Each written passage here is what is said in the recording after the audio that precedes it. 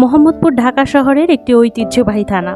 চলুন আজকে আপনাদের মোহাম্মদপুর সম্পর্কে কিছু গুরুত্বপূর্ণ তথ্য দিই। শুরুতে মোহাম্মদপুর একটি আবাসিক এলাকা হিসেবে গড়ে উঠলেও বর্তমানে এর বাণিজ্যিক গুরুত্ব দিন দিন বাড়ছে। সাম্প্রতিক সময়ে জনসংখ্যা ব্যাপক হারে বৃদ্ধি পেয়েছে। অন্য সব কারণ সরকারি বিভিন্ন গুরুত্বপূর্ণ চিকিৎসা সেবা দানকারী প্রতিষ্ঠান রয়েছে মোহাম্মদপুরের শেরেবাংলা নগর থানায়।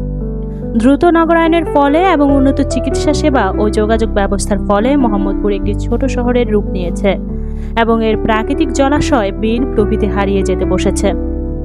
প্রথমে মোহাম্মদপুর থানা আবাসিক এলাকা হিসেবে যাত্রা শুরু করে। শুরুতে 1954 সালের দিকে তেজগাঁও থানার বিশাল একটি অংশ নিয়ে শেরেবাংলানগর থানা প্রশাসনিক এলাকা ও মোহাম্মদপুর থানা একটি আবাসিক এলাকা হিসেবে গড়ে তোলে তৎকালীন পাকিস্তান সরকার। শেরেবাংলা নগরকে নতুন প্রশাসনিক কাঠামো প্রদান করে এবং মোহাম্মদপুরকে একটি পূর্ণাঙ্গ পরিকল্পনা মাফিক আবাসিক এলাকা তৈরি করে।